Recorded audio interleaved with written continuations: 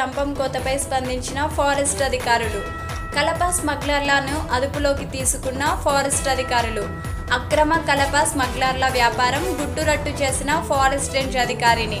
ఎల్లారెడ్డిపేట మండలం పోతిరెడ్డిపల్లె శివారు ప్రాంతంలో కలపరాయిగుట్ట అటవీ ప్రాంతంలో 40 నుండి 50 చెట్లు నరికివేసిన కలప స్మగ్లర్లపై ఉక్కుపాదం. కట్టెకోత కమిషన్తో టేకు చెట్లను కట్ చేస్తున్న అక్రమార్కులను పట్టుకున్న అటవీ శాఖ సిబ్బంది. హర్షం వ్యక్తం చేస్తున్న వన ప్రేమికులు.